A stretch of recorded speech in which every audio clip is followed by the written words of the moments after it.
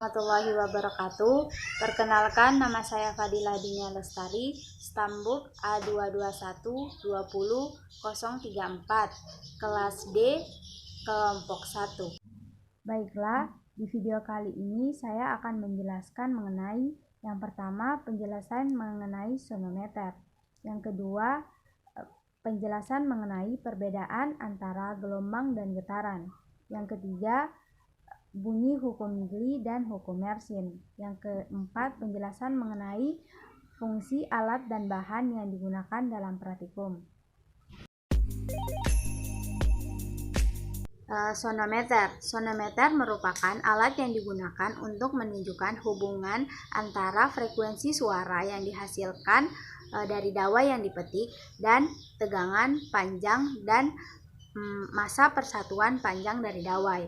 Hubungan ini biasanya disebut dengan hukum Mersenne.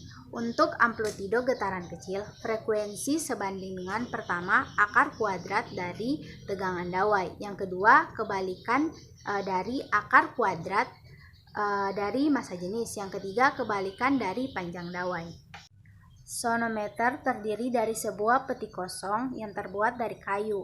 Di atas peti itu terdapat sisir-sisir tetap untuk menyokong senar dan sisir-sisir yang dapat bergeser-geser, serta terdapat beban dan penggantung beban yang digunakan untuk mengatur tegangan senar. Jika kawat digetarkan transversal, maka getaran itu dipantulkan pada kedua ujungnya sehingga terjadi gelombang diam dalam kawat. Pada kedua ujung, yakni pada sisir-sisir, terdapat simpul. Bentuk getaran yang paling sederhana ialah di mana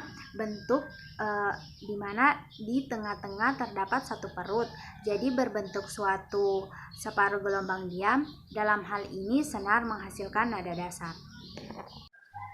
Jika senar dihubungkan dengan pemberat yang diketahui massanya, maka tegangan bisa dihitung, yaitu tegangan sama dengan massa kali gravitasi. Dengan mengatur panjang kawat, maka kita dapat menyesuaikan sehingga bunyi yang dikeluarkan garpu tala sama dengan bunyi yang dikeluarkan senar bila digetarkan, berarti frekuensi sama.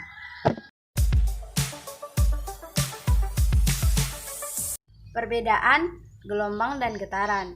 Gelombang merupakan getaran yang merambat melalui medium tertentu atau gelombang bergerak dalam ruangan. Sedangkan getaran merupakan gerak bolak-balik di sekitar kesetimbangan atau getaran ini tidak merambat atau terlokalisasi.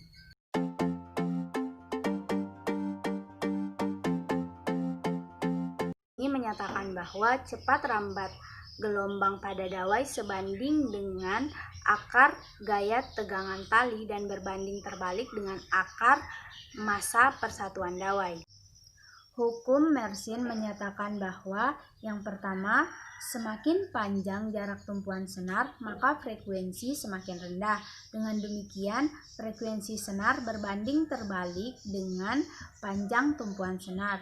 Yang kedua, semakin besar luas penampang senar, maka frekuensi akan semakin rendah, sehingga frekuensi senar berbanding terbalik dengan akar luas penampang senar. Kemudian yang ketiga, semakin besar tegangan senar, maka frekuensi semakin besar sehingga frekuensi senar berbanding lurus dengan akar tegangan senar.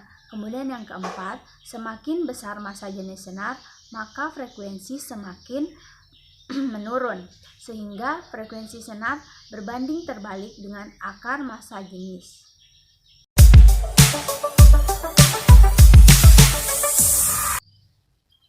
Fungsi, alat, dan bahan yang digunakan saat praktikum.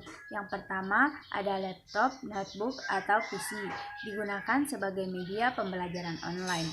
Yang kedua, ada aplikasi yang digunakan untuk mengakses praktikum. Yang ketiga, ada ballpoint atau pena yang digunakan untuk mencatat hasil-hasil praktikum. Yang keempat, ada selembar kertas yang digunakan sebagai tempat mencatat hasil-hasil praktikum. Yang kelima, ada tahanan geser yang digunakan untuk menandai L sebagai panjang.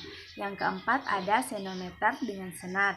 yang berfungsi untuk menentukan frekuensi Garputala. Dan yang terakhir ada penggantung beban dan beban-beban yang digunakan untuk menambah tegangan pada senar.